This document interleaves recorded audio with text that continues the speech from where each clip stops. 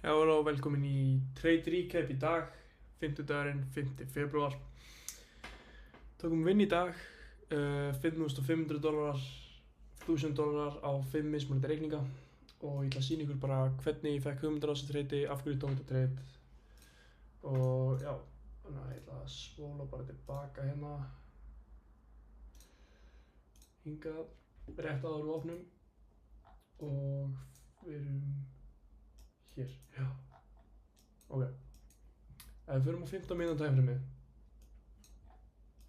mjög bearish, við erum bara að sella off hérna og strax við opnum, hérna, hvað gerum við? Tökum þetta minus L-side, förum upp í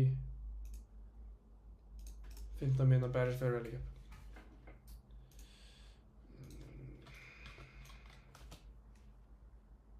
Förum upp í þetta fair value gap. Hvað gerum við þá? Förum á lower timeframe, 1 minute. 15 mínúta og 1 minute align. Þannig að 15 mínúta PDRA niður í 1 minute timeframe. Finnum entry. Hvað gerist þegar við förum upp í þetta? 15 mínúta gap. Já, svípum þessi hæs. Hvað gerum við á ES? Sem á að correlated asset. Tökum ekki.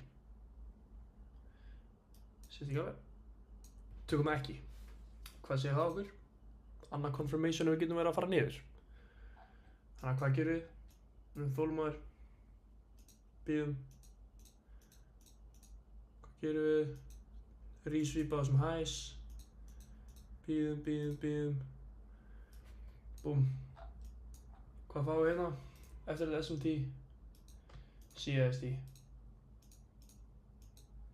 Þarna kemur mitt confirmation að við séum að fara niður. Sér stop loss á body open TP hér. Ástæðan af hverju ég er með TP hér. Áður sem að pæla í. Ef ég tek equilibrium á þessu range, tek ég bara þetta hérna protected low inn í discount og það er bara TP mitt. Ég hefði auðvitað getað targetað hérna low.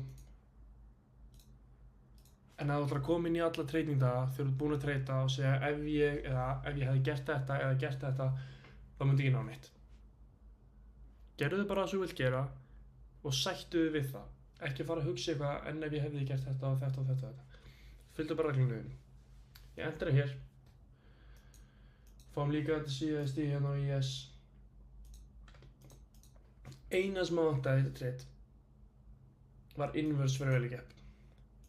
Ég hefði viljað hafa inverse fair value gap hér eða eitthvað sem hefði konformað þetta meira, en það var ekki. Þannig að við bara tökum þess að við fengum þetta CST hér, fekk fill ISOR,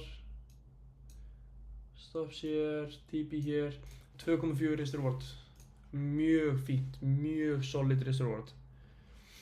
Hvað gerist? Dumpum. Trade tók 6 mínútur. 6 mínútur trade. Þetta er bara svo þarft. Við erum með clear draw á liquidity. Ég vissi allan tíman hverju var að leita af og það sem ég byrjar að gera núna þegar ég byrja að trada er að ég bý til svona what if scenario. Ef markaður fyrir þangað, hvað vil ég sjá þá eftir það? Ef ég fæ það ekki, þá trada ég ekki. Einfaldur hlutur að miklu meira. Þannig að ég sá hvað farið 15 mínútur fyrir að velja gefið. Fengum reverse, CST, enter á því. Mjög gott TP point bara hér. Já, við dömpum alla leið hérna niður og þetta hefði verið meiri peningur en mér er bara sama.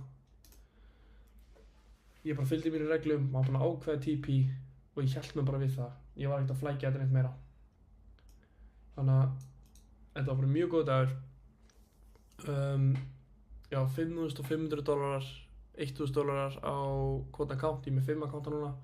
Ég er að vinna í fleirum en ég ætla samt frekar að vera bara að reyna að stakka payouts fyrst. Þannig að já, mjög góð dagur. Og já, líka með, við förum við 15 mínútur fyrir gap. einnig fyrir við líka í 1 hour gap hér sem bara ennþá meira confirmation og segir mér bara að við séum að retracea í key point.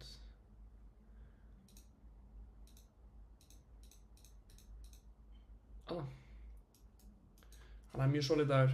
Takk fyrir að horfa. Þú varst hérna megin, lock in, fylgdu reglunum þínum. Ég mun trade á morgun. Það fréttir klukkan 3 redfolder. Þannig að ég mun alveg taka trade fyrir það ef ég fæ það. Það voru líka redfolder news hérna klukkan 3. Það hérna kerti. Gerði basically ekki neitt. Jú, þetta voru 300 ticks en hvað gerði þetta ekki neitt? Þetta fór bara lengra í draw long liquidity. Þannig að við erum bara sátt með það. En já, mjög solid dagur. Kemur bara aftur á morgun, gerir nákvæmlega sama og sjáum bara hvernig það fer.